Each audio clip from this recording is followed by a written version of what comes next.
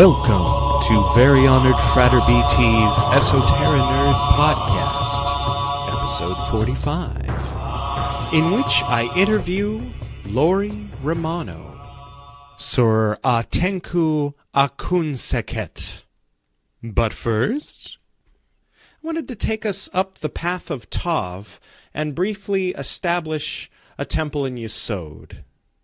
Now, for those of you who don't know what I'm talking about, you may want to dial it back and check out episode 35, The Temple in Malkut, before moving forward. Also, if you're driving, I recommend keeping your eyes open and also on the road. For those of you who are not driving or who are at a very long stoplight, go ahead and close your eyes, relax your shoulders, lift your foot up off the brake. No, I'm just kidding. We're going to go into the temple in Malkut. Now, there's a lot of ways that you can get there. There's a lot of fun ways that people have to get there. Sometimes people will call a spirit animal who will take them away to their sacred place, or they'll find some way of transporting there. I'm going to show you one way that I like to get to mine. It's sort of the opposite of the way that we went through in episode 35, in that it's very quick and very simple, where in episode 35 you had to walk a lot, burn yourself, be reborn in water, and all of that before you could knock on the door to your temple in Malkut. Once you've done that, and once you've established within your psyche that to enter into your temple in Malkut means to leave behind the temporal concerns momentarily, it really helps to clear up as much energy as possible in the mind, if you will, or the brain body, to focus on the establishing of your own inner temple. So again, if you don't know what I'm talking about, just ignore this next part, maybe come back to it another time, but check out episode 35 about establishing the temple in Malkut, because it goes on a little more about it. For now, close your eyes, and in your mind's eye, lift up your hands and put them on the surface of the altar at the center of your temple in Malkut. Feel the temperature, the texture. What is it made of? Is it wood or glass? Is it stone? Is it metal? Is it crystal? What is it? I'm asking you because I don't know. You don't have to say out loud. Just feel it. And what does it smell like there? What incense is burning? Good. Are there candles on the altar? Okay. What does it look like? Okay. What shadow is it? There we go. Now you see it. There you go. What is the eastern wall? Okay. Now to the left, the northern wall. What is that? Okay. Now it's really starting to come into view. Oh, I know yours is no walls, but I was talking to the rest of the people that have walls. Now turn around. What's in the west? Good. Some of you have a waterfall back there. That's good. All right. It's coming into focus. Crisper now. Now, maybe one or two of you might have noticed that it's not exactly the way you would like it, so go ahead and take a moment. How would you like it? What would you rather be wearing? Okay, good. How about the floor? Yeah, you can just change it. That's fine. Generally earth tones, but if you want to have that crazy color, go for it. Yeah, it's okay. You'd be liberated. If this is your temple in Malkut, that is. Some of you might have just a clearing with some rocks. Some of you might be on a mountaintop. Some of you in an old castle or church. Some of you in a cave. Some of you inside of a great hollowed-out tree. All of these are correct, as long as it's yours. Okay, let's move on, shall we? Coming up to the central altar now. Getting nice and tall, closing the eyes and visualizing your temple in Malkut moving to your feet and reaching up above your head, drawing down the light from the crown. Otto Malkut Vigevorol Vigedulal Leolam Amen. And walking to the east, actually taking the steps, one step at a time, Now you're in the east. Good. Drawing the earth-banishing pentagram, the light blue light flames, reaching up, drawing down, projecting forward, the archangels vibrating with you. Yod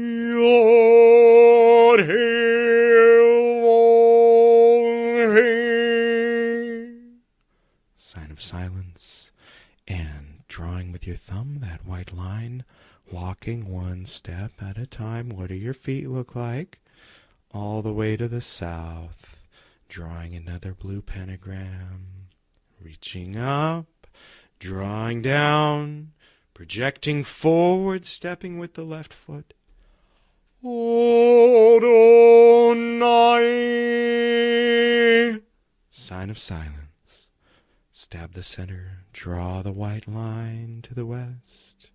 What does the west look like? How many steps? There you go. Drawing the pentagram.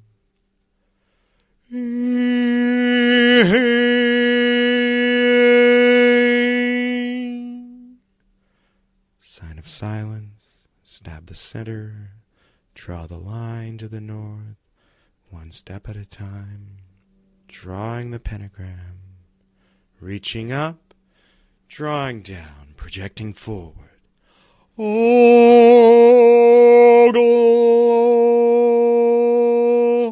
Sign of silence. Finishing the circle. Optional sign of silence. Some of you are in that habit. Coming back around to the central altar facing east. Before me stands Raphael.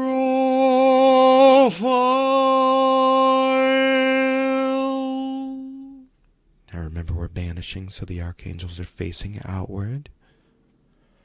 Behind me stands Gabriel.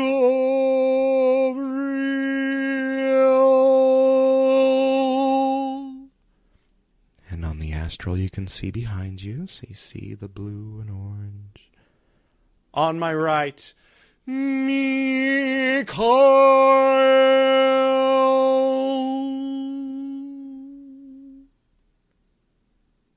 On my left, Oriel.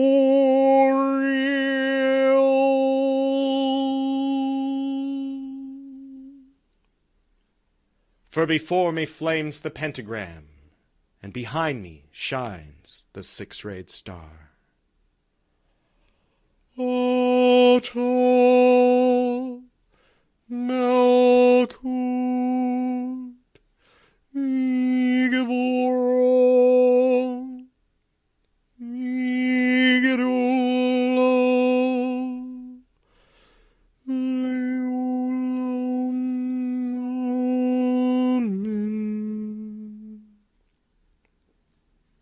Now approaching the east. There in the center of the east, if you had a table there, maybe just move it away from the wall a little bit, or have it disappear, whatever works better for you. There is a door, or maybe for you it's an opened curtain, a veil, or for you it's just a doorway hovering there, since it's just a clearing with some rocks, there's no wall. For you over there, it's going to be a stone archway right there in the middle. Okay. And above it is the letter Tav. And to the left is another opening of some kind, whichever archway or veil parting. And there's above it a Shin. And on the right, another one. And there's a Kof. Okay. We're not going to worry about those two right now. Maybe later. Not in this episode. Okay. So we're parting the veil or opening the door under the Tav in the center of the eastern wall in the Temple in Malkut. And behold, the Bukti universe card. There is Isis, Sandalphon, the great goddess, Eve, if you will, receiving from all of the tree of life, dancing into space-time, all forces in perfect harmony. She twirls the batons of yin and yang, of Yakin and Boaz, the black and white. She receives the influence from the crescent crown above her head. Her legs form a cross. About her is a blue scarf which conceals her gender. Okay, so we've got 12 different colored spheres around her, representing the 12 signs of the zodiac. We've got the man in the upper left representing air. We've got the eagle in the upper right representing water. We've got the ox on the lower left representing earth, and we've got the lion in the lower right representing fire. We've got 72 little white lights around that same oval that the 12 different colored spheres are arranged in. Very good. You're still standing in your temple in Malkut, though, and you're looking at this, and it's on the other side of the doorway. Now, we're going to walk up to it. We're going to draw the letter Tav in white in the air right there in that doorway itself, and we're going to project with the sign of the Emperor. Just Tav. And let's go with the divine names of Yesod, since that's the higher of the two spheres attached to the path of Tav. Shaddai Chai, Gavril, Kerubim, and the divine names associated with Saturn, which is the heaven of Isaiah for the path of Tav. Yodevav Elohim, Zavkiel, Aralim, and stepping forward with the sign of the Enter, projecting through the doorway into the path of Tav, turning around and closing the veil or door behind you. Once again, you're in your temple in Malkut, facing east, looking at the image of the universe card. Perform the sign of the Enterer, stepping through, turning around and closing the door behind you. Once again, you're in your temple in Malkut, facing east, looking at the universe card. You're going to step through with the sign of the Enterer, project into the universe card, turn around, and close the door or veil behind you. Now, turn around and behold the universe. Stars, galaxies in all directions. You look down at your feet. A sense of vertigo until you realize you are stable. You stand upon a 3-foot wide path of indigo painted bricks, like a yellow brick road, only indigo and hovering in space. Beneath the bricks, past your feet, is more stars. Stars below, stars above, stars to the right, stars to the left, stars behind you, stars in front of you. The path has a vanishing point directly in front of you. You begin to walk on the path, walking what feels like eastward, even though that concept doesn't really apply here in space. One step at a time, looking down at your feet. Perhaps the red socks, the black robe. One step at a time, shoulders relaxed, and looking toward the vanishing point on the indigo brick path, you see a man in yellow walking towards you. He seems nice. No cause for alarm. As you approach, you realize he has your same face. This man is archetypal air. He is the cherub of air. He is also the sun in his rising. Springtime. You receive a blessing. You take a deep breath. For a moment, you experience what it is like to be him, in the place of absolute mind beyond mind, incorruptible. You thank him and nod, perform any appropriate grade sign, and he passes you, and you continue to walk along the indigo brick path, stars all around you. In front of you in the distance, something red. Walking towards you, a lion. ferocious red lion, but you are not afraid.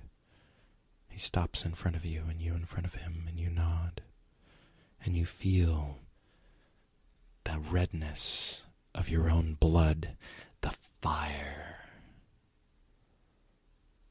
that will that darts and flashes through the hidden depths of the universe, your own true inner fiery nature. You place your hand on the nape of the lion's neck and place your forehead against his, and he growls, and you feel it in your heart. You receive the blessing of fire, and you thank him, and you bow, and continue to walk as he passes you by.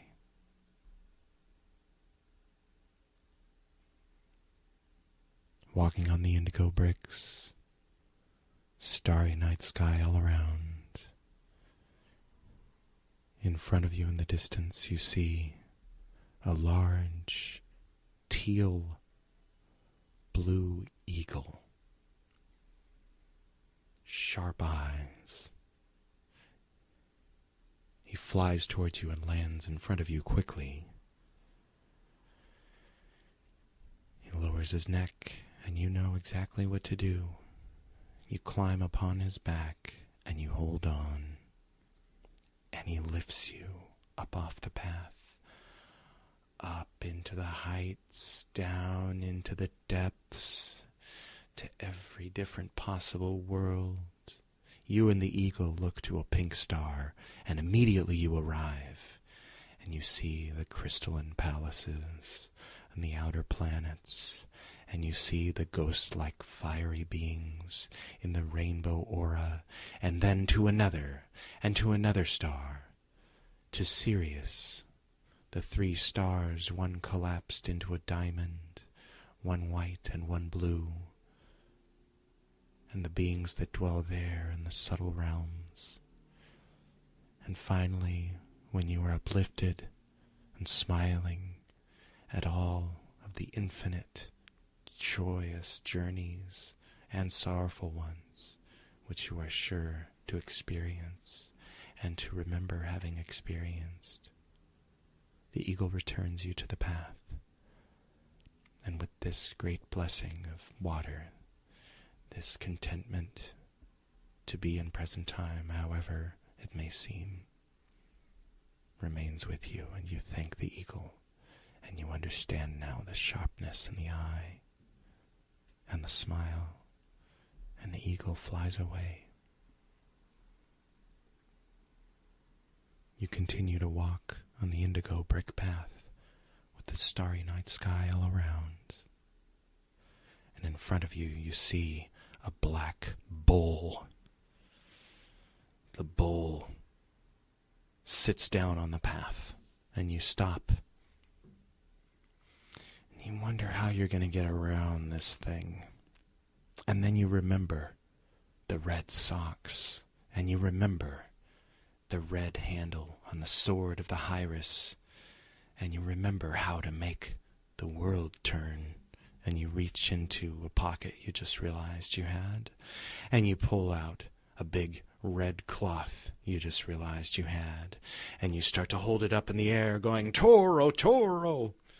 And the bull stands up, and he runs right past you, and you get out of his way just in time.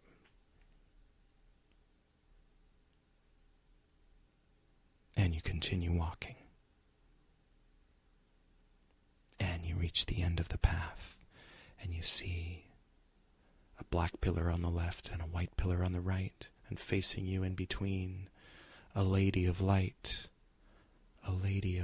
blue light, dancing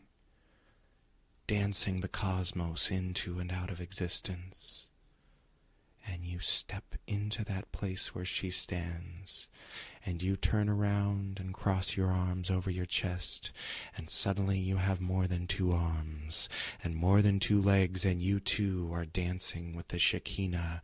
You are dancing as Senjukanon, the 1,000-armed one, the Shekinah. Every time a hand comes to help, that is your hand as well. And you sink back beyond, and turn around, closing the door behind you, and behold, you are in a new space. A new space. What does it look like? Oh, it's white light. It's white light. It looks like it's got a regular amount of walls. It's got a floor and a ceiling, and it's all white walls. Oh, now it's starting to come into focus. Oh, Yesod, right? Yesod has different shades of purple, and in the king scale, the highest scale, deep indigo blue. Okay, 9 is a sacred number here. Luna is a sacred planet. Now it's coming into focus. It's yours and yours alone. Make it as you will. Once upon a time, mine was on a planet of silver sand, and it was made of a blue crystal pyramid, and there was a light that shot out of the roof. Once upon a time, mine was purple and arabesque, complete with the crescent on top.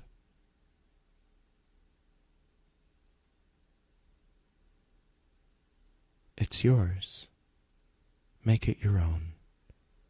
Let it come into form. Maybe it's like the temple in Malkut, but different, an octave higher. What is this place, this Yesod? Well, if you're familiar with, you don't have to subscribe to, but if you're familiar with Judeo-Christian symbolism, the temple in Malkut was like the tabernacle. This temple is like the Holy of Holies. And when you're ready, declare in the name of Shaddai El-Chai, this is your temple in Yesod. And I'll help you get back into Malkut at the end after this interview.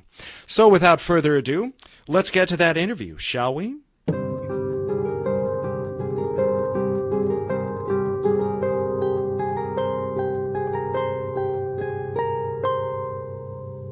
Hello. Greetings. Welcome to the Esoterinerd podcast. Well, thank you for having me. Absolutely. So let's introduce you to people who haven't met you yet. Laurie, right? Yeah. And Yes. And do you have? Do you want to reveal any other name you were known by, or maybe initials? That depends on which field I'm in. Um, Well, give us which some realm? examples. What are some of these fields? Okay. Well, usually I go by Soror, AKS, Okay. or my longer Coptic, that a few of my temple chiefs don't like that well. Aatenku, Akunsekhet. I have been teased about that more times. So let's just go by the KISS principle, if you will, and we'll Keep it just say simple. yes, yeah, yeah. We'll just say Laurie Romano or Soror AKS. All Most right. would be okay with that, I think. Do you happen to know anything about the name origin of either Laurie or Romano? Well, I'm always interested in that. oh, okay, okay. Laurie is from Laureen. Laureen is my birth name. Hmm. That is from my maternal grandmother. Um, Actually, my middle name is Cecile, and that is directly related to hers, which is Lucille. Okay. Um, so Lorenz Cecile, um, and I'm not sure what etymology that would necessarily mean, but I do know that that is solidly French. Romano is my ex-husband, Ah, and yes, I know I've is there remarried. is there a maiden name that is more poignant to Oh, your identity? yes, as long as you promise not to sell my information to Identity Well, E. if somebody is going to take the time to listen to this podcast and then type it in, then I guess they can do that, but I won't do it. I know, I know. I'm being silly. My birth name is Haynes, Hmm. So we have Lauren Cecile Haynes. Okay. Your record's coming up. No, I'm just kidding. Okay. Uh, Here, let me you look know up what? Sorry, it Lauren. got scrubbed, Edward, so you can't. Okay, your name, Lauren, is of Laurentum, which is from the place of the laurel leaves. Okay. And then what was the middle name? Cecile. S-E or C-E-C. Ile, correct. All right, Cecile, the meaning behind the name is derived from in Old Latin Caecilius, or probably in a more medieval, more familiar sounding to us, Caecilius, a Roman family name. It looks like it's reminiscent of heaven. Let me see if I'm right. Who art in Caeli et in terra, that whole thing. I will find out, and I will edit this so that they don't hear all this nonsense. Wow, okay. French feminine form of Cecil, which is derived from Caelicius, an old Roman family name which has its root in the Latin caecus, or blind or dim-sighted. Then, wow, okay, that's interesting. So what was the first name that from the laurel leaves, blind or dim-sighted, and then now I want to know what Haynes means. Are you still with us? Um, Here, I'll yeah, find out. yeah. No, I'm sitting here. I'm sitting here thinking. Haynes. Um, it's Haines. Okay. That is also a good question. I was looking into that. Um, actually, with Oh, Mark there's two Christie. possible origins, it says here on Okay, is okay. surnamedatabase.com. Uh, Okay. the interesting thing, okay, so there's the medieval male given name Hain, coming from the old German Hagano, meaning hawthorn. What is hawthorn a thing? Well, okay. And then the other is from the Old Norse Hogni or Hogne, which is, it doesn't say. All right. Hawthorn. What's a hawthorn? I'm probably just very ignorant. It's probably a kind of tree or something, isn't it? Or a bird? Hawthorn? Yes, Uh, actually, it's the used school in. district. Okay, yeah, there's that too. But it is, I believe, A a certain kind of bush. Oh. Yes, it's a bush and it has its magical uses. Wow. Yes, hawthorn berries, I could look up in my root dictionary, but that has many uses So in, laurel and hawthorn berries, and then the yes. dim-sighted one. I'm interested in that. What's that about? That's interesting. Well, anyway, I mean, not to read anything into it. I'm interested in all this stuff. Mine is rich guardian free man to rub, but more specifically, like to rub clear, like to rub a lens and make it, Okay, clear. okay, all So right. so I'm a rich guardian, a free man, and I rub to make the lens clear, to bring things into focus. Okay, fair enough. Well, here's another one for you since we're talking about meaning of names. Hmm. Um, my AKS is power from a place of resplendent light, Mm, which I think is interesting considering what we've already talked about. right. Well, there's only Yeah, one place of resplendent light that I can think of. yeah, yeah, exactly. I'll add some Exactly. crickets in post. Oh, all right. Okay. No, I'm I just was kidding. going to say, yeah, depending on, I don't know what you're going to do with this. I'm just kind of leaving it to Oh yeah, no, it's all just fun. your good sense of humor, which that could be frightening at times. Well, Fine. you know someone whose sense of humor is a lot like mine. Uh, I don't know you that well, You've but seen I us know a lot of interact, though. yeah.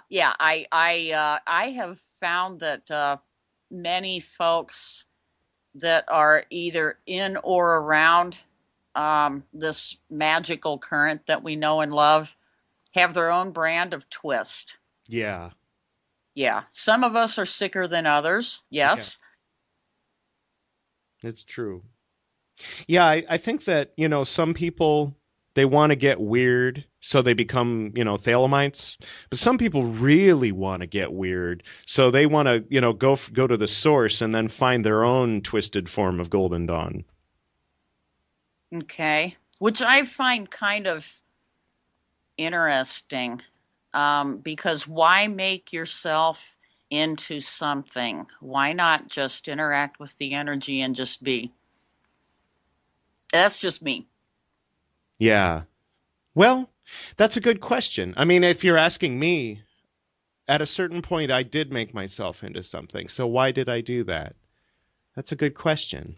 Um, Uh, I actually, if you're referring to what I think you're referring to, mhm. I did the same thing and then realized that I no longer recognized the magic that I loved, and that wonderful place within was becoming less and less accessible to me. It seems universal. Like if you go on your first date when you're 14 and you go to this particular place and you have milkshakes, and then later you're 35 and you're dragging the 20th person to that same fucking place to get milkshakes. There's a difference. There's a big difference. Yeah, there is. There's a life spark that is either there or it's not. Yeah. Um, but I think um, when we are young in our development, um, we know there's something there. We want to get started, um, and I think we either consciously choose to not see, or we just plain don't know. Yeah.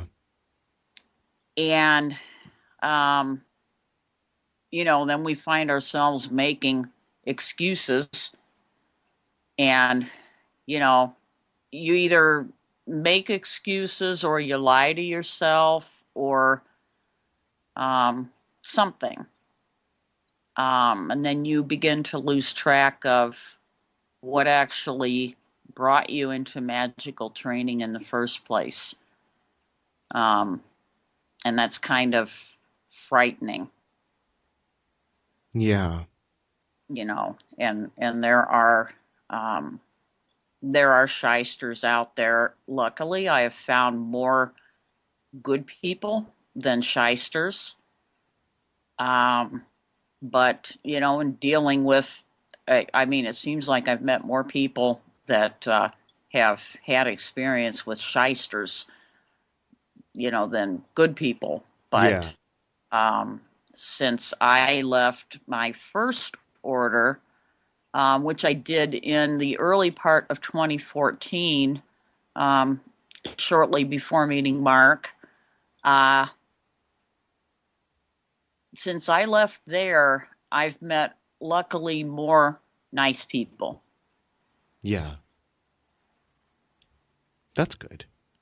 And I've been fortunate because I've been able to um, get back to finding that um, maybe not that sense of excitement, because I think some of that sense of excitement is, um, kind of in a state of ignorance. It's kind And of there to like hook you. It's like in that same example, that first milkshake, like all those emotions that come with falling in love is there to kind of lure you into this more longer term thing that isn't necessarily always going to feel jittery, like, isn't necessarily always going yeah, to be sunshine and roses. And it's a much more, longer lasting rooted thing. And similarly, it's nice when I can remember. Sometimes there'll be a smell or some combination of elements, and I'll go, oh, that reminds me of just right after my first neophyte. Right after I joined when I was still totally ignorant and it was all very magical, you know. And it's nice to have that, but to chase it is kind of going the wrong way, I think. Yeah. Um, I think for me, on that, and I'm gonna try and um, I'm gonna try and do this without necessarily um, spilling the beans and Hmm. oath and all of that Of course. stuff. But you just made me think of something. My neophyte in my first order, I never had a Hmm. neophyte because he kind of did things very oddly. He didn't believe in having neophyte 00 initiations. Um, so what we did, I didn't get my first neophyte initiation until I joined my second order, Hmm. and that was a full temple 00, very wonderful experience. Um, Interestingly, of course, you go in there and you're hoodwinked. Um, when I went in, I started hearing um, indistinct, whispering, kind of hushed voices that grew louder and louder. It wasn't English. It wasn't um, my temple mates. Um, and very interestingly, I didn't realize until much later, until I was actually a Theoricus, what that was. Um, when I was 18, I died. I had a near-death experience. I, Hmm. went through, um, actually went through the judgment hall because I heard the same voices. Hmm. I heard the same whispers, and both Raphael and Anubis were there. And there was a door at the end of this long hallway, and I could hear the voices in the background, and I knew there were beings that I couldn't see, but I knew they were everywhere. Um, and my own body wasn't really a body anymore. I didn't have obviously the same sense of sentience with that. Um, and I got to the store and I could see light, prisms of light emanating behind it. So I put my hand on I mean, what are you going to do? You're going to put your hand on the door and you're going to try to open it. Hmm. Um, and I couldn't get it open.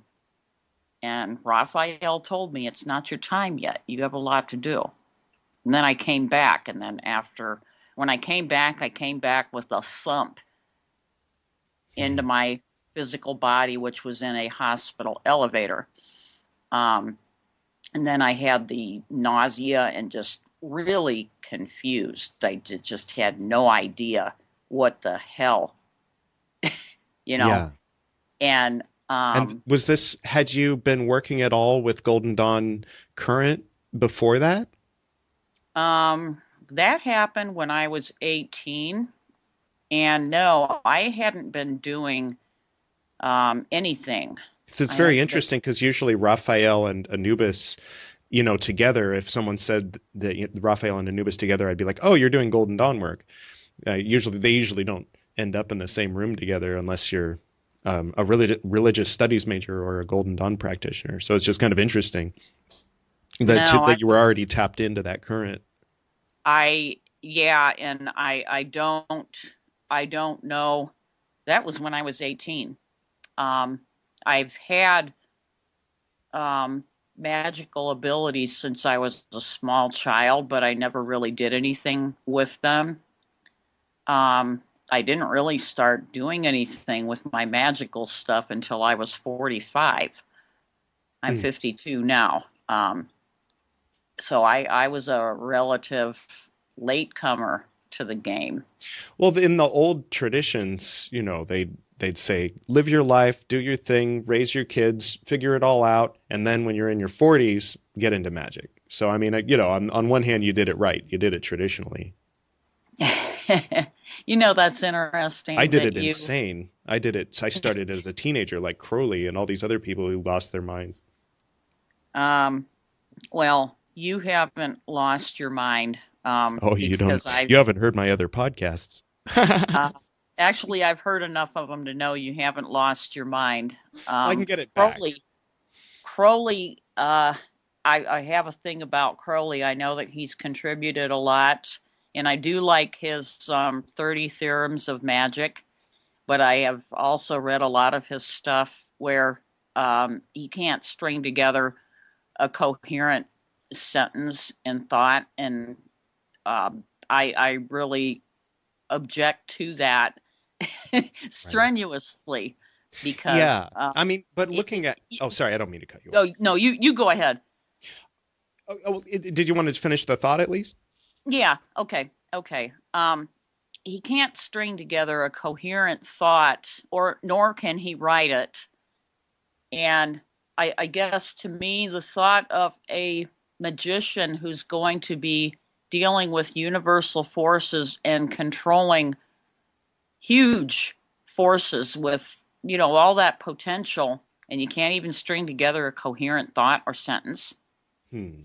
Sorry. No, honestly, seriously. Um, Yeah, I must have been looking at a different period because I mean, there's his poetry, of course. I mean, I know I write some poetry that could be considered as incoherent thoughts, but I just on the subject of Crowley, I think he's as a human being looking at the world as a big brain that's been evolving, and it's the brain of the earth. Looking at Crowley, like I don't see him as, using this metaphor, I don't see him as a cancer in the body or anything like that. I see him no, as a very interesting case study through which, like a lens, I think any individual or even anything is a lens through which you can see the whole. Like you could look at a rock and see the whole, WHOLE.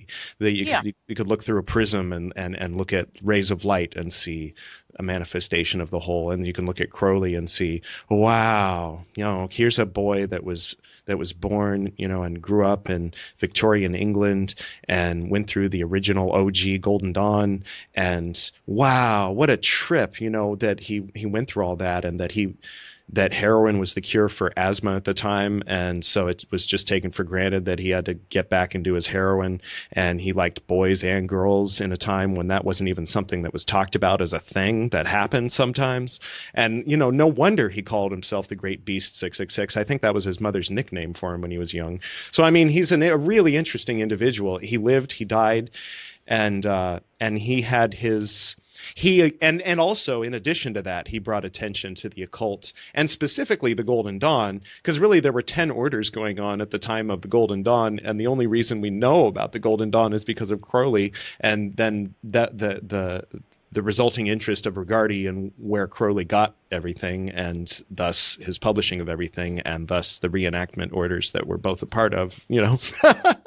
So I mean, mhm, it's a trip, and it's all very much connected with Crowley, whether we like it or not. Those of us who are doing the non-Crowley Golden Dawn, it's like Christianity popularized Judaism, whether Judaism likes it or not. Like yeah, they yeah, probably wouldn't have Israel as a state right now if it hadn't been for the popularity of Judaism as a result of anti-Semitism was a result of Christianity. It's all connected. It's all tantric web connected, and we're all in each other's laps and dreams. And speaking of Anubis, what can you tell us about your relationship with Anubis? oh, wow, okay. Sorry, I've been talking too much. I just wanted to like jump tracks. Oh no, no, that's absolutely fascinating though. I mean, I just a quick Oh, postscript sure. on Yeah, yeah. Crowley. I will get to Anubis. I think Crowley was an indispensable part of Western occultism, Hmm. and I think that he has some. I mean, I've got a few of his books. Like I have Liber Aleph, and I liked, some of his contributions, but other contributions I just, Yeah. found a bit incoherent. I think that from a historical sense, he has added. I mean, he's really done a lot, and he's an inseparable part of Western occultism. Yeah. Now, whether I like his writing, that's just a personal Right. opinion. Yeah. I should add that it doesn't mean that I don't see a place for him. There was a point where before he allowed his ego and everything else to get in there and dilute it all, he did do some work. Yeah. Um, so anyone anyone that does make a contribution like that, it's like, okay, that's fine. I think he would have a ball today with the internet. Mm. Think Well, about he'd it. run into a lot of competitors because he'd post his you know his ritual selfies, and I'd post mine, and then there'd be a war of who gets more like clicks or something. That would be actually pretty hilarious. Oh, I feel weird mentioning this because I don't actually know the guy's name, but I've been asked to conduct funerary rites for basically a group of Thelemites in the Hollywood Forever Cemetery in the Masonic Hall, and to basically perform the Golden Dawn Requiem, toning down the Christian elements for a room full of Thelemites. I'm like, this is new. And I'm honored to be the one being asked to do this. And I hope this becomes a thing. And it's very Wow. interesting. I know, right? Yeah, I was. You know what though? You probably will not have trouble doing that No, I get along because well with most Thelemites. yeah, well, I mean, actually, most of the Thelemites that I know, I get along very well with too. We just don't, um, when they post things that are Crowley oriented, I just kind of breeze right by it. Yeah. And I don't uh, respond when they say 93, or I'll respond with LVX or Blessed Be or something. yeah, yeah, exactly. And most of the ones that I know, they are doing the work. Mark and I have some good friends that were in the OTO, Hmm. and um, they left, but basically what we do is we just share what we know and what we can share, obviously that isn't covered by oath. Right. um, that's the way we look at it. That's the way I look at it, and most of the folks that I know and I deal with, it's an exchange of information, and it's a very positive thing. Yeah. It's like it Um, allows us to have a super brain by having a room where full of people that can all contribute to a thought, and then we all walk away with 5 brains worth of brain calculation. I don't know. It's what it feels like sometimes. Like yeah, yeah, yeah. everybody Okay. brings something to the table. All right. I will not. I mean, I could go. I could carry that thought much farther Well, onto feel an free. plane, but I'm not going to. You asked me a direct question about Anubis. Oh, yeah. Maybe the two Okay. are related.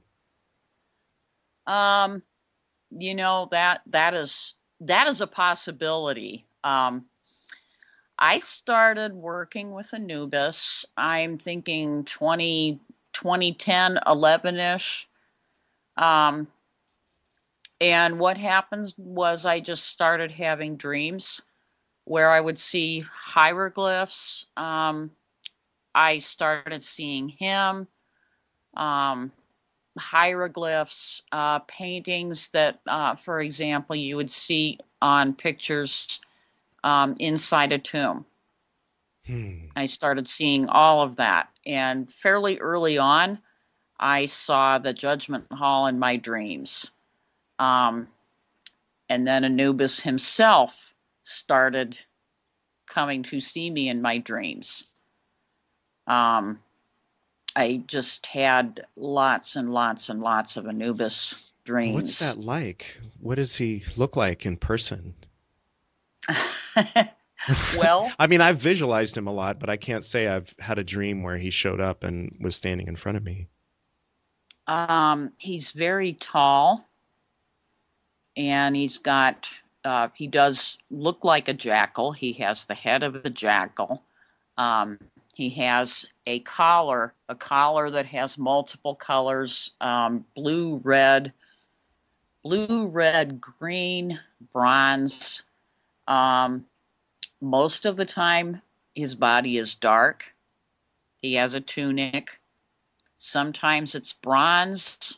Um, oh God, there's been many different ways that he's presented himself to me. Does he speak in words or does he move his mouth when I mean, No, no, he does not, and I don't see his eyes very much. Once in a while, I will see his eyes in dreams. Most of the time, I don't, which is interesting.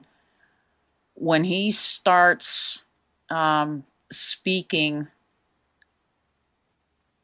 speaking, generally it's in a tongue that I can understand in my dreams, but he points to the hieroglyphs. One dream I remember, he we were in some kind of a chamber, and there were embalming tools there, and there were hieroglyphs on the wall. There was not there wasn't a mummy or anything, but there was a hieroglyph on the wall. mm-hmm. Another very interesting dream that I had. I was outside of an Egyptian temple, and I was a woman. I was wearing dark blue. Um, and I was a priestess of Anubis and a physician. And I wasn't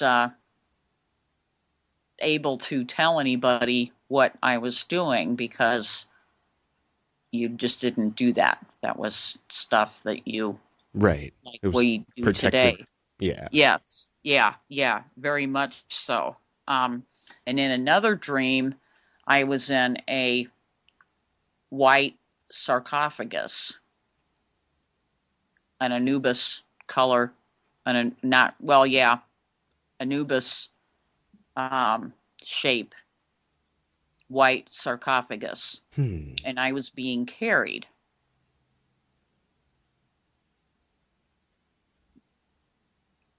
Very cool. Well, yeah. I think that had something to do with what I might have been in a past life. Right.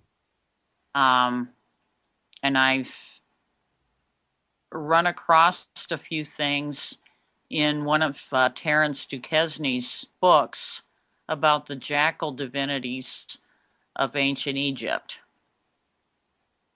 Mm-hmm. And I might have found what I was in there because there's a list of the priests and the temple people in there. Mm-hmm. And so that I've delved quite deeply into Anubis, and trying to pick up that thread. But he's taught me a lot about. I do a lot of cemetery work with Mark, Mm-hmm. and every cemetery that you do is different. Every cemetery that you enter is different in terms of the beings. Um, and he usually tells me if we're in a very old cemetery and some of the graves are not marked, he will tell me where to go so that I'm not stepping on a grave. Right. There was a time that we were in a cemetery that was just full of, the ground was shifting. It was very, very weird. Yeah, it was one of those southern cemeteries There's a where few it in was. New Orleans that are pretty trippy. Oh, yeah. Yeah. Yeah, Marie trippy. Laveau. Yeah. Yeah. Well, actually, you know something? Um, we've been in that cemetery, and Too many uh, tourists. actually, yes, because I had wanted to introduce myself to Marie and spend just a bit of time and give her an offering, and I wasn't able to do that because there's constant tourists Traffic. around, Yeah. and it's too commercialized for my liking anyway. And Mark was a little bit peeved about that too. Yeah. Um, but I mean, I've had dreams about her, so there are ways that if they know that you're interested and they want to get a hold of you, there's ways that they can get a hold of you. Um, but anyway, with Anubis, um, he has just kind of taught me and pointed me in the right direction. Book wise, I, like a lot of folks, started off reading Budge's material. Um, there were other materials that I was directed to go, and sometimes I didn't necessarily know that it was Anubis guiding me, but it had a feeling of him. It felt like him. Hmm. And I know that sounds rather unscientific. Um, Well, I can tell you I when I was I guess I was 16. Um there was a point, and it was maybe we had joined the order by then. We were taking Wicca classes and, studying to be Wiccan priests, my mom and I. And mhm, and we had joined the order, and there was a point where I was falling asleep, and right at that point where you're about to fall asleep or where you lose consciousness, something, I mhm. I heard distinctly and felt in I think it was my right ear, but it was like I felt the when someone, when they whisper in your ear, you feel the breath, you feel the air Yes. blowing from their breath on your ear. Yeah. And someone whispered Hermes, and I can only assume it was Hermes. And so I immediately, the next time we went down to Eye of the Cat in Long Beach, I got some Hermes oil and some Hermes incense, and I started focusing on Hermes. And of course, both being practitioners of Golden Dawn, know the connection between Hermes and Anubis. Uh, Yes. the various levels of connection. So I've always kind of had that going on in the background, where, working with Thoth, was a very natural, progression from that sort of, I guess it's a different kind of, when you have a god, when you have a pagan god, it's like a loyalty that comes with it, where it's like people can be talking about this god and that god, but kind of underneath, I'm like self-identified with one of them in particular. So yeah, it's interesting when that happens. So I definitely can relate. Well, he has sometimes I can hear him audibly. Um, Other times it's a voice in my head, and other times there aren't words. I feel messages. I sense things, and oddly, I smell things. Oh, that's not odd. Yeah, that's like a very, I get that too sometimes. But yeah, I can, especially working with Anubis, memories, sometimes that's the most direct way to point at something, is with a smell. Yeah, a smell or um, a related sense impression. Because one thing that I've learned working with him um, is that there are, we tend to think of things in five senses. Um, with him, he has shown me that the lines between those tend to get a bit gray and muddy. Um, and you have sight with your eyes, and then you have sight into the past. You have sight into the future. You can have Insight? yes, you can have sight down the street. Um, it doesn't fall neatly into any kind of categories. Um, and then you can have an awareness of sentience, like when this was actually rather hilarious in hindsight, but it was a little disturbing when it first happened. Um, when he taught me how to assume his God form, which I learned long before I got into any magical orders. Mm-hmm.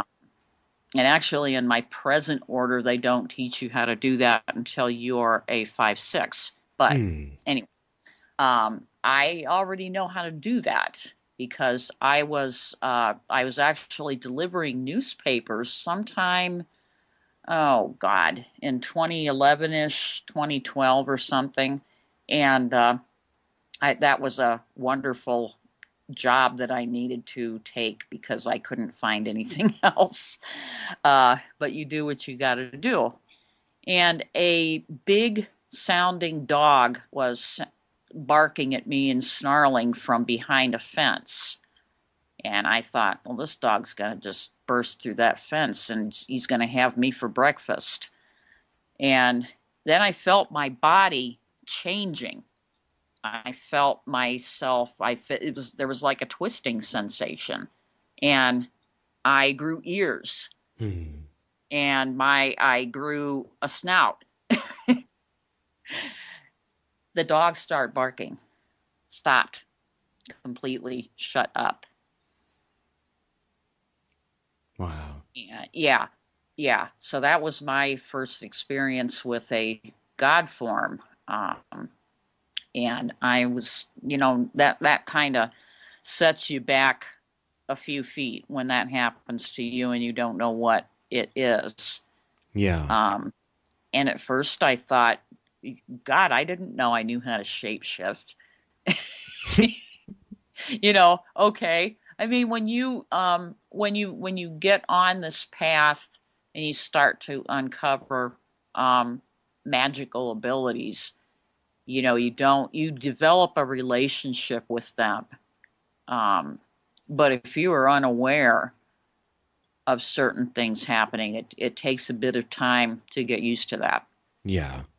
And I, having something, discovering that you have a magical ability of some sort, if you've had it happen to you, you're not so surprised after a while, but this was a little bit beyond the pale and I didn't really know what it was.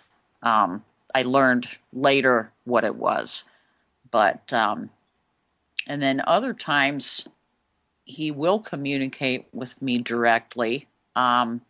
This past year, I had a Rottweiler that was my familiar back where I moved from, which was in the Midwest in Indiana.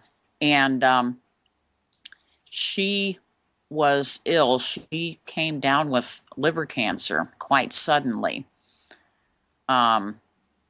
I had done some work with him. I had asked him to, when her time came to pass over, if he would be there for her when she crossed, and if he would see that she safely found her way to where she was going to go. And my ex-husband had told me that he was going to take her and let her go for one last walk and let her have a last meal. And then he was going to take her to the vet because by the time he found out that she had the cancer, it was too late. Yeah. Unfortunately. And we decided that the best thing to do for her would be to have her euthanized rather than put her through chemo, which neither one of us had money for. I mean, Mark would have helped with her vet bills, but Mark and I were newly together, and I didn't know if it would have been okay to ask him for thousands of dollars with an uncertain outcome. Right. And I knew from other sources that it was too advanced. So, anyway, to make a long story short, I was taking a nap in the afternoon. I hadn't slept much the night before. All of this happened over like a day or so. And I Mhm. was taking a nap in the afternoon, and I woke up with a start because someone said, Laurie, Hmm. like you would hear a voice in a room. Yeah. Well, Mark was at work. Nobody, it's kind of hard to get in this house without, hearing if somebody's breaking in. But anyway, and right when I was at that waking up point, I had a glimpse of a profile of Anubis, kind of turned a little bit so I could see a few of his features, but he was holding my Rottweiler in his arms. Oh. And oh, I know. I mean, I could like tear up Yeah. about this. Well, no, that's very reassuring, though. Well, it was interesting because I knew what had happened right then. I picked up my phone, and at that time, I had a message from my ex that she had been euthanized and she had died peacefully, and he was there with her. And it was right about that time. Hmm. So, Death is a hard um, thing. well, you know what, though? Um, I was actually very comforted because I knew I had I worked with Anubis, and I trusted Anubis, and Anubis was there, and he was there when she crossed. A lot of people don't know. They look at death as the enemy. Yeah. I have died myself, Right. For and you, it's kind of your old stomping grounds. well, um, This is let's kind of just old say hat for me. No, I I'd want you as my Carrix though, because you've really walked on those levels. I'm also a nurse, and I've been around many people that have died. Um, I've actually seen people, um, you one old school nurse taught me that if there is a window, open the window Hmm. so that the soul can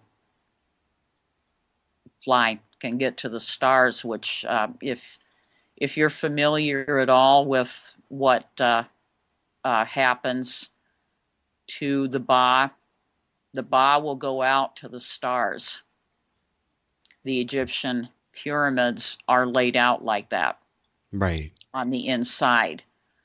And actually, um, temple priest initiations and training happen in the same manner. In particular, places relative to stars, mirroring the stars. There's a tunnel inside the pyramids, and it's not quite the same. There are some differences, but a lot of the priest initiation ceremonies do they have a lot of rather striking similarities to that. Father Yod said, "Aim for Sirius." Yes, Sirius, which that is called the dog star, but that is also connected to Isis. And Yeah. I'm not, yeah, I maybe you're a little more familiar with The star Isis card as yourself. well Yeah. is the Oh, yes, star. It is the yes, star. Yes, well, and Which is interestingly, the Aquarian age too. Is tied to that star card. Unless you ask Crowley, he said Zadi's not the star. No, that was actually his wife, though. The really incoherent stuff in the Book of the Law was channeled by his wife at the time. mm-hmm. He just wrote it down. Yeah. Well, interestingly, the star card, depending on who's interpreting it, is connected to Isis, Nephthys, and Hathor. Yeah. Yeah, and okay, so you know a little bit of that history, and it is Adam Right. The is new Adam yes, yeah, correct. as a The female. reconciliation. Yeah. Yeah. Um so yes, I guess to get back to my original point. Um but I am deeper into Egyptology in Anubis than I could have ever imagined. Yeah. Um, and one of the interesting things in uh, a discussion of the Judgment Hall, we know that famous scene from the Papyrus of Ani, Hmm. uh, and comparing that to the Grey Journeys. Right. And what I have been able to discern from studying both the Book of the Dead, the books of the Amduat, and the books of the Amduat are the journey of Ra, Hmm. okay, which is not the same thing as the Book of the Dead. Right. And the Papyrus of Ani was the Papyrus of Ani specifically. It isn't the Book of the Dead per se. There's a difference. And there are different papyruses and different depictions of that judgment hall. They are unique to the person that the scribe drew them for. And even Which, the time and place and yes, what yeah, was going on at the time and who was popular and yeah. yeah. And what I have been able to discern is if you think about the neophyte and the elemental grades and the portal in the 5-6, if you look at the judgment hall is the neophyte and the portal grades, um, and actually the beginning of the 5-6, and the elemental grades are the books of the Amduat in the underworld journey. It Very is interesting. it's fascinating, and one example that I can give you is the Lake of Fire in Practicus and the beginning of Philosophus. Hmm. Um, if you look at it a little, if you read up on it, I read a book called Ra's The Sun God's Journey in the Netherworld, I think, by Andreas Schweitzer. And interestingly, he is a Jungian psychologist, Hmm. and he used ample examples from the texts from the books. And what it is it's arranged into 12 hours for Ra's night journey. And there are one of the things that kind of marks, I guess, if you will, for lack of a better word, all of the initiations have, you are barred, okay? You're in a liminal area because you are supposed to pass, and there is a guardian there, and they are barring you until you have the requisite knowledge, which isn't necessarily spoken by you. Most of the Right. time, it's by the hegemon. Hmm. Or you have to tell them their name. In the texts of the Amduat and in some other funerary texts, you have to talk about what the net is made out of, or you have to give the ferryman information. Right. You have to pull some type of esoteric knowledge out. Yeah. But the challenges that you have in the underworld are strikingly similar to what you will have in your elemental grades. In a way, that whole thing of being barred until you can enter, there's two things that come to mind, if you don't mind my jumping in here on this point. No, go for it. Is we go through that every day, every time we show our ID to get a drink or anything. Like just the very fact that we're dressed and we have our hair, sorted, and the bouncer, or just like whoever at the bank is believing that we're who we say we are because we know our mother's maiden name, and it's constant. And then of course it has its roots in masonry and all that sort of. I mean, not that the ancient Egyptian thing has its roots in masonry; it's the other way around, obviously. But yeah, I was going to say. yeah. But then the other thought was there's if I don't know if you heard the episode about the temple in Malkut. I think it was episode 35 of the Esoterinerd podcast. And one of the ways that I use, and I still do it now for anyone who's listening who wandered over here from the To Be a Yogi podcast. I still use it now in my yoga classes and I'm not the only one, where the beginning is all about letting go. So some teachers will say, okay, this week's theme is about gratitude, as opposed to last week it was about this other thing. For me, it's always about letting go at the beginning. And when I used to lead path working, it would start out the same way, and I would use the altar of burnt offerings as a device, and you would basically release everything into the altar of burnt offerings, and not just the things that hold you back, not just some symbolic thing or some sinful thing, but everything, like everything about your life as it is.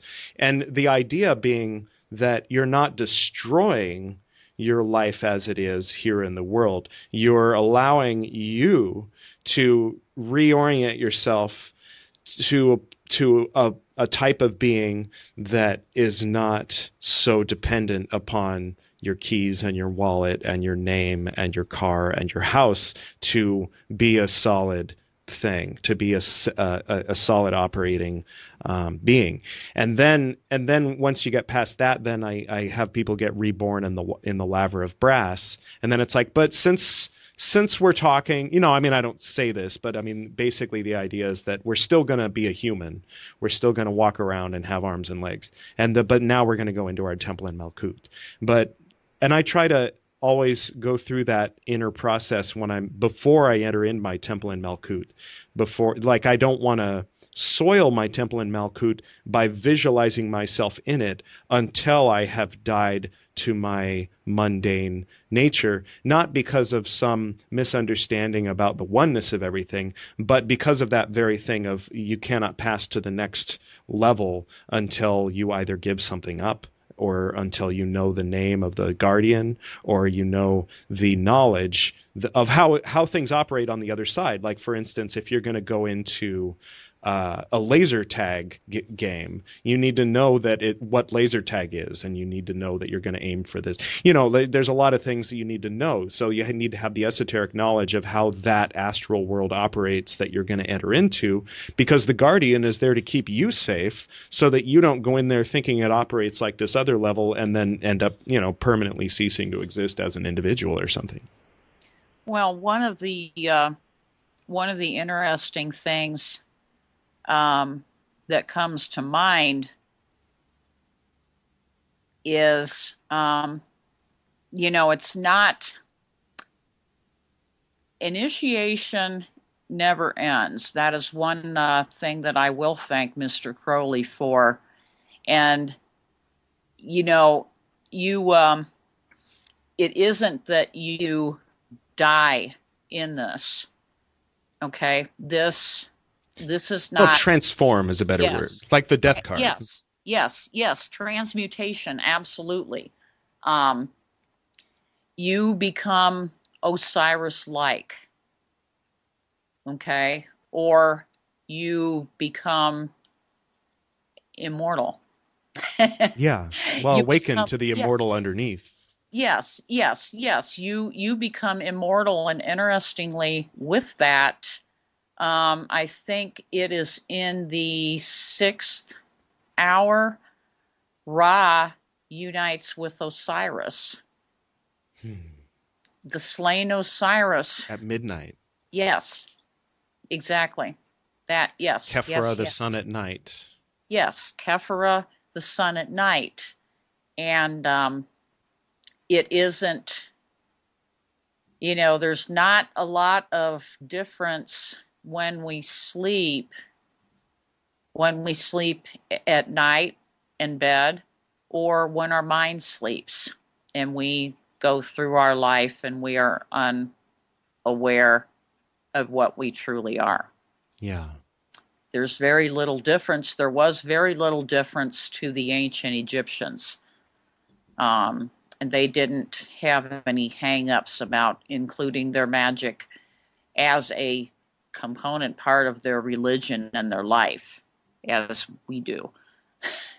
Well, one way to look at it, I think, is, I mean, in a certain way, we could look at the physical body as being an ocean in which there are trillions of, life forms, individual life forms that don't even carry our DNA, going about their business within that ecosystem. So even if we're doing nothing, even if we're just slowly sinking into a couch watching Jerry Springer, we're still succeeding as being a meat preserver. Yes. Well, the body is the temple. It's kind Um, of bleak, but yeah, I know, I know. I there's absolutely, better levels than that. But I mean, at the very least. yeah, yeah. Um, yes, the body is the temple for the soul.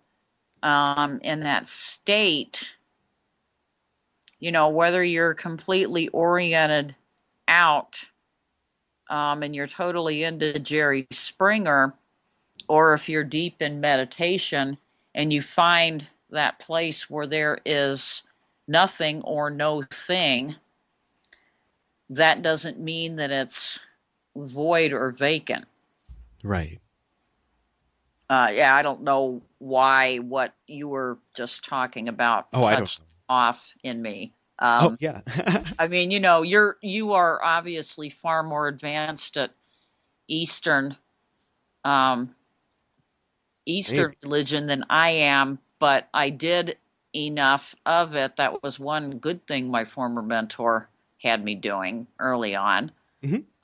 that I have reached that state. And I don't know whether it's not enlightenment because I haven't practiced. I know I haven't reached that level of practice, but I've had glimpses here and there. Um, and I'm that fond kind. of I'm fond of Alan Watts's interpretation of the word nirvana. A lot of people interpret it as an enlightenment, but it literally means to blow out. And some sort of more religious types would say it means to blow out the candle of ambition or blow out the flame of desire. But he says it's The breath. it's the sigh of relief when you let go, when you finally realize, oh, I don't need to run around in those circles. That when you stop going around in the circle of samsara, then you automatically blow out. Oh. So, I mean, one level of enlightenment, another level of enlightenment. Maybe there's someone glowing out there that when they touch everybody, they heal it because of the level of enlightenment they attained. And we could say that that's enlightenment and the other levels aren't. But why? I mean, Madonna I was laughing at her when she said she was enlightened, but the context in which she said it, she was saying, well, I would say that I am enlightened to a certain degree. And she was like looking at the word enlightened and what it means. But at the time she was meditating a lot and stuff like that. So it made her seem kind of goofy on the surface. But, yeah, I think that it's okay to like I had an enlightenment yesterday. It wasn't, the great enlightenment, but it was I came into present time, and I kind of I had a moment where I realized that all this time that I've been avoiding eating animal products, I've been approaching it a certain way. Like, okay, can I do this? Will I continue to do this? And approaching it as a discipline, kind of thinking, oh, when I smell meat, like, okay, I'm going to deprive myself of that. And then just yesterday or the day before, I started to reap the fruits of that. And I realized, oh, right, I'm doing it out of love and compassion, for animals. And it was nice to come into the present moment with that realization. And I wouldn't say it was, I became enlightened in that moment, because that implies the great enlightenment, if there is such a thing. But it was a kind of enlightenment, I think, at the moment for me on my path, different from other people's Actually, enlightenments. yeah. Well, no, actually, it is.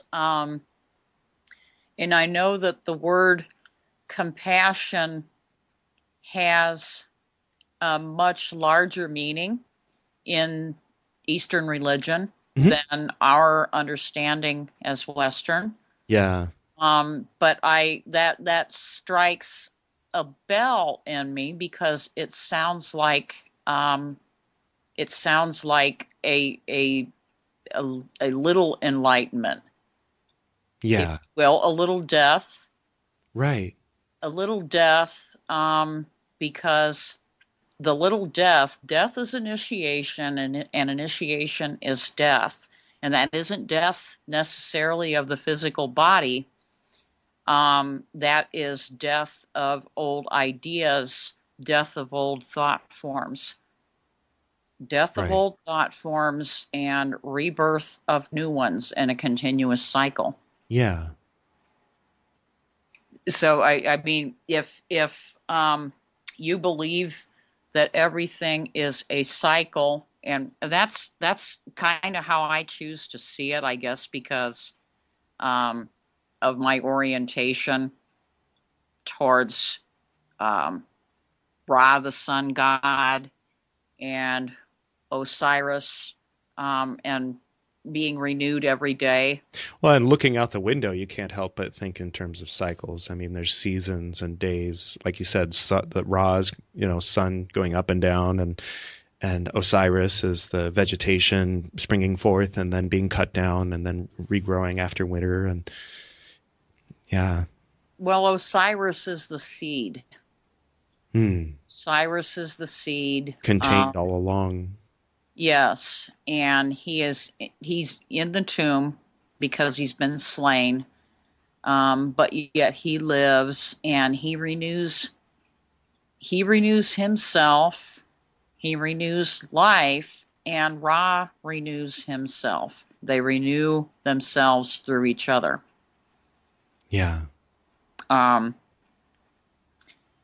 but in our present initiatory pathways, and I think this happens in some form, regardless of what path you happen to be on.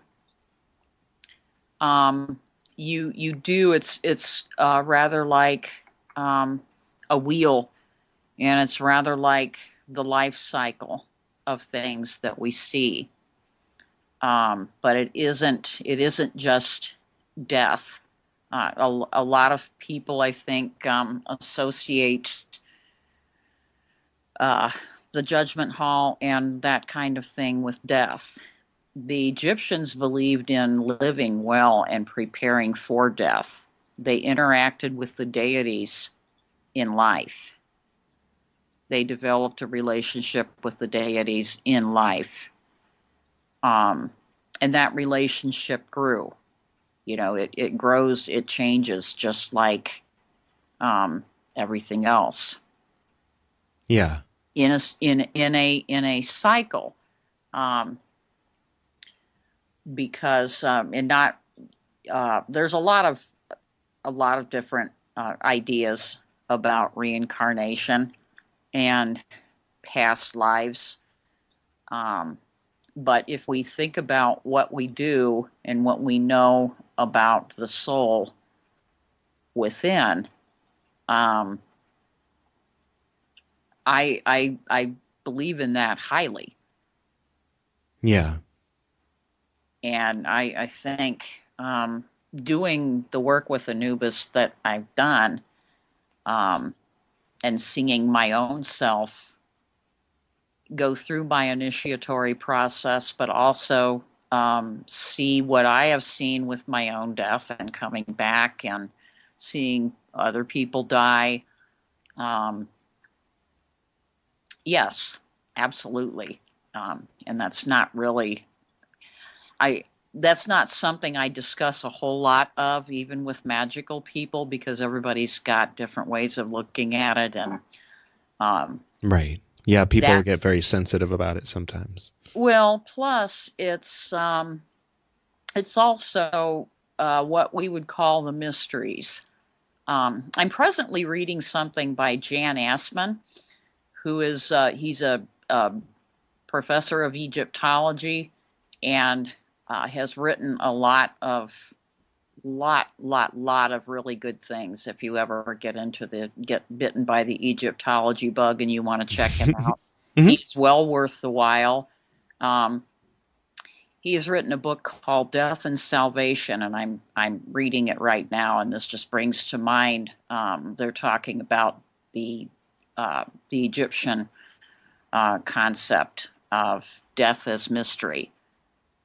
Right. You know, the mysteries with a capital M are a big thing in Western esotericism, and Yeah.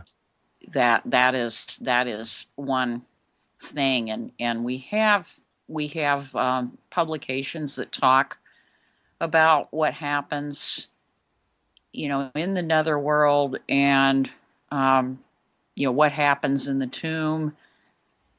And the Egyptians took this to a whole nother level. If you ever get the opportunity to read any of his work, he uses things from the Book of the Amduat, the Book of Gates, the coffin texts, the pyramid texts, and the Book of the Dead, and they really took this to a new level. But even though it's very oriented towards what is happening in the other world or the netherworld, um, if you read it, it's you see glimpses of what you are doing in your initiatory process. It's fascinating. It's very deep. Okay, it Hmm. it definitely. It's not a Harley Quinn mystery that you can sit down and read in one sitting. I mean, I've been reading this for probably better than a month. It's academic and it's pretty thick, Nice. um, but it's well worth your while. And one thing that he points out, the difference between man and animals is that animals do not have an awareness of their mortality, and man does. Right. Um, but in societies that are death denying like ours, um, it really kind of uh, abbreviates how we live, because Yeah. we think death is the end, and death is not the end. Death is not the end. If any of my experiences mean anything, um, death is not the end. My beloved familiar has come around after she passed. Um, that's not the first animal that I've had that has come around after they've passed. Um, and people. Um, and interestingly, we didn't find out that my dog had cancer until it was too late to do something about it. Hmm. A few months before we actually found out about it, I had a dream about her.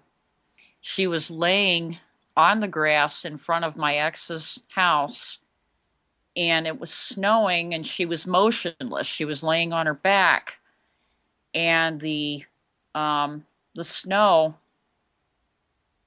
the snow was coming down on her, and there was a drop of red blood on her right upper quadrant of her abdomen where her liver would be, and the Hmm. snow landed on that and it was freezing.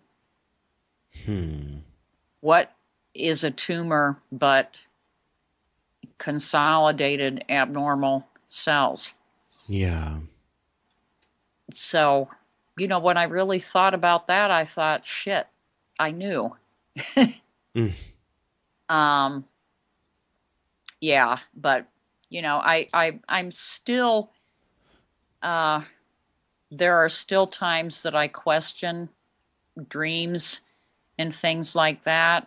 Um, Now, I have had some that have been right on the money, but I think if you're a magician and you're honest about these kind of things, you still tend to question yourself and you still tend to put yourself through an evaluative process. Yeah. You know what I'm saying? I mean, Yeah. I don't know if you see things in the future or not, or if you get visions, or how you have a sense of knowing. I Hmm. get mine through images and through flashes, waking and dreaming. Um, and I think anybody who is at least somewhat credible is going to deal with those things very carefully. Right. Um, I came down to Georgia to be with Mark in the latter part of 2014, and I brought a few things with me. And then the understanding was 30 days later I was going to drive back up north and get the rest of my things. And we were doing a tarot reading, and I looked at this tarot reading, and all of a sudden I got a vision of the left front tire, I think it was, catching on fire. I was going down a hill and I lost control of the truck, and the I rolled over and over and over, and it just blew up in a ball of flames. Oh man. Yeah, I saw it. I saw it. I smelled something hot. I saw it. And I told Mark about it. Would you like to hear what the mechanic said when we took it in to get it checked? What's that? It was the exact side. It was the left front. Mm. The And truck that's what would have had, happened? yes, because Wow. the brakes were stuck and they I were hot, and they will get red hot and they can catch on fire. Oh man. Yeah, and you can really get fucked up. I Um, had that reminds me of something where I had a dream that my handlebars came loose and I couldn't control which direction the front tire was pointed, and I was zooming down Michelinda, with gravity because it's kind of downhill, yeah, and I was like falling over and I didn't know what to do. And so of course, I found myself in that exact scenario within a few days, and like I noticed, because I was looking for it or I was feeling for it when the handlebars started to come loose and I started to slow down. And then I started to, when I tried to turn, it slid and I couldn't control the front tire. But by that time, I was going slowly enough that I was able to kind of like crash into the side and not, have get some real injury. So yeah, I mean, I think that definitely either they say that there's certain subatomic particles that are moving backwards in time, so it doesn't really surprise me all that much when something like that comes along. Like it's a foreshadowing of something that could very well be traumatic, but for the sake of survival, we're tapping in temporary, to an element that. But it's like the reason we don't see the whole future is for practical purposes. We have to move along in present time. One and two, I think that part of the whole game of life, if you will, is to not know, is to have these veils. It's a great veil dance. It's we know this and we don't know this, and we forget that, and then this is revealed, and then we die and the whole thing is revealed.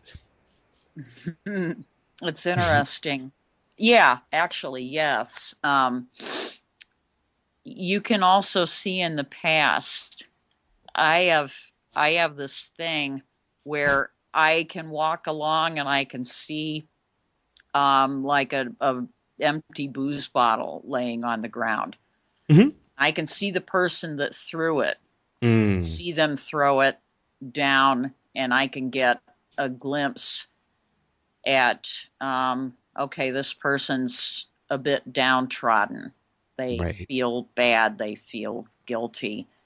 Um, and I get that actually happens a lot. So it's very possible to see in the past. And I haven't done any. I haven't been at this for the length of time that most of you all have. Um, so I've gotten just So little. you're still hopeful that you'll one day have those experiences? Uh, Just kidding. no, I'm just being a absolutely. cynical ass. I know. You know what? That's okay. I don't mind if you're a cynical. I can. I have a Scorpio rising. I can play it any way you want to. Me too. Me too. All right. Yay. Okay, I knew there was one more thing I liked about you. I try to be very rational, but then every once in a while I get reminded of, oh yeah, I did have that unexplicable, totally unexplainable metaphysical experience that was verified, that can't really be rationally explained. But other than that, I'm rational. Well, I mean, I do to a certain extent, but there's a much larger awareness out there where you can't explain it and it doesn't make any sense. Yeah. Like that tarot reading that I had the vision of the tire catching on fire. Right. I looked at Mark and I told him what the vision was, and he said, "Well, I am not gonna, I'm gonna take it seriously. We can take it and we can get it checked out." Yeah. And then when they told me what it was, it's like, okay, yeah, all right. And I told him about it, and he said, okay. And um, so I couldn't explain how I knew that. I couldn't explain anything but the visions. Yeah. And I just told him, this is very graphic and I'm not comfortable with this. I was told a long time ago, context matters. Yeah. And if it is something, if it's something from material that's been published, that's one thing. If it's something that I have been told or I've experienced an initiation, Right. then then I can use my discretion. But if it is something to do with membership and Right. which temple I'm in, you and I both know Yeah. where I'm at, but I'm not going to Of course. actually say that. And I mean, that's good that I don't have to try and explain that to you. Oh no, of course. Yeah. Yeah, I mean, I wouldn't anyway, but if there's anything that defines me as a magician, it would be the value of persistence and discipline, and regular practice cannot be underestimated. Yeah, it's true. I mean, just ask my husband about that. But and one of the things that another influence on me, a lot of people have one single author that or a few authors that are big influences on them. Probably mine would be Eliphas Levi and Transcendental Magic. I don't know if you've had a chance to read that. If that's I haven't. it, actually, you should. You should. He is, and I don't know if I don't know exactly which order he was in, but I do know that he was a Rosicrucian. Yeah, Society Rosicruciana in Anglia. He was a member at the same time as Mathers. Mathers would have known him when he was young, and when Eliphas Levi was old, if I'm not mistaken. Hmm. But they did overlap. Yeah. Um, his there's a lot of really, really good things in that book, but one of the things that I liked the most about it is that he refers to the value of symbolism and how every religion has a slice, a little knowledge of a larger picture, of a much larger picture, and but not the whole picture, not the whole picture. And if you think about the concept of emanations, um, emanations and all are one and one are all. And he talks about the when you get above or you get beyond the symbolism which defines religions, you have a much larger symbolism of archetypes. I found I was working at a used bookstore and I found a Jung book that belonged to Israel Regardie. It had his library plate in the front and his signature. Not only that, it had his little notes in the margins where he would underline, a concept that Jung was talking about, and then he'd write HGA or whatever in the corner, like he's relating it all to Golden Dawn as he goes along. And so yeah, I ended up with that book, and I showed it to the guy who ran the store, and I said, "Oh, I'd like to take this as part of my salary this week." And he looked at the front cover, and he looked at me, and he said, "I wasn't born yesterday, This is going to cost you $80." That's all. That's And all. Actually, you got off easy. I know I gave it to Chick Cicero. You did. I did as a gift. It's in his library. And it's got a burn on it from the time we had a fire here in 1998 in the L.A. sanctuary. Oh my goodness. Yeah. Okay. I might have occasion to see Chick fairly soon. I think if there's anything else that I think is important to practitioners, I guess, if you will, is don't keep yourself boxed in. Um, Explore different ideas, meet different people, travel as widely as you can, and keep an open mind. Here, here. Yeah, I mean, there's a reason for that.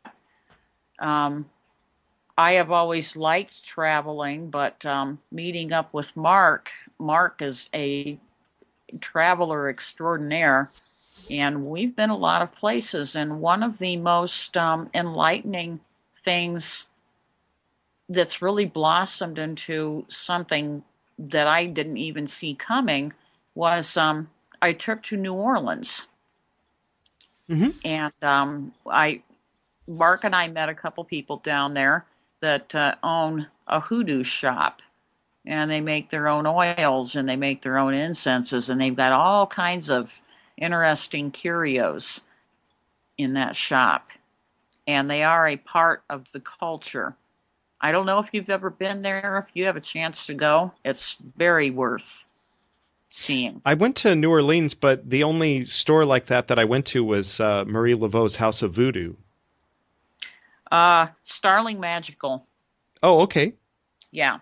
Yeah. Starling Magical, and Claudia and Jan are the proprietors. Anyway, that has kind of opened my eyes to a lot of things. And I also have another influence in Denise Alvarado. Um, so that led to me making a whole bunch of different oils and creating and doing things like that. Um, Nice. yeah, everybody's got something that they are talented in. And in my particular order, we have authors, we have artists, and I can't draw stick people hardly. Okay, so I finally um, with making oils and things like that, I finally found something that I can do, and I've gotten good feedback. Right now, I'm just kind of doing it for friends and for temple members, and um, just kind of sending it out and saying, well, what do you think of this? Did you work with it? Do you have any feedback for me? I'm not selling them. I don't intend on selling them, but I'm doing it more as a creativity outlet. Sounds more good. than anything. Yeah. So I would say keep an open mind, learn different languages, read the classics, read weird stuff, travel, get to know folks from different walks of life, and don't miss it. Live every moment as if it was your last. Well, thank you for joining us on the Esoterinerd podcast tonight. Well, thank you for asking me. I mean, I think it's absolutely wonderful. I've been looking forward to doing this, and um, I didn't have a long, storied pedigree, but That's okay. We've had some beginners on here and people who just kind of wanted to be on, be part of it. not just because they wanted to be an esoteric. Yeah, exactly. I can definitely appreciate this. Well, thank you very much, and tell Janie that I said hello. Will do. And yes, have a great rest of the day. All right, and my best to Mark. Okay, I will tell him. All Sounds good. righty. Okay. Bye-bye. Bye-bye.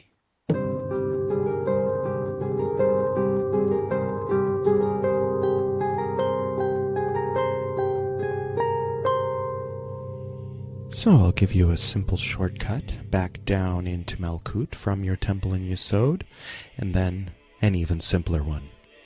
First, the simple one. Turn and face west, and see there one single door. Above it, the path of Tov.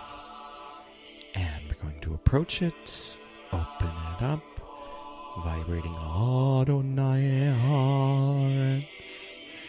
And let's go ahead and project through with the sign of the Emperor. Turn around, close the door behind us, and turn around and... Ooh, it's an escalator, but it's an indigo escalator. That's weird. Okay, well, let's step out onto it, and... Cool. And it's like one of those like habit trail terrarium things if you've ever had a hamster or been to the Charles de Gaulle airport in Paris. It's kind of like that. Looking outside the little tube at outer space, quasars, pulsars, galaxies. And we've arrived at the bottom. And go ahead and open the door, and you're back in Malkut. You're welcome. The other way would have been simply to approach the central altar in your temple in Yesod, close your eyes, vibrate Adonai Haaretz, and open your eyes, finding yourself at your central altar in your temple in Malkut. Thank you all for playing. Thank you all for tuning in. We'll talk to you soon. Namaste.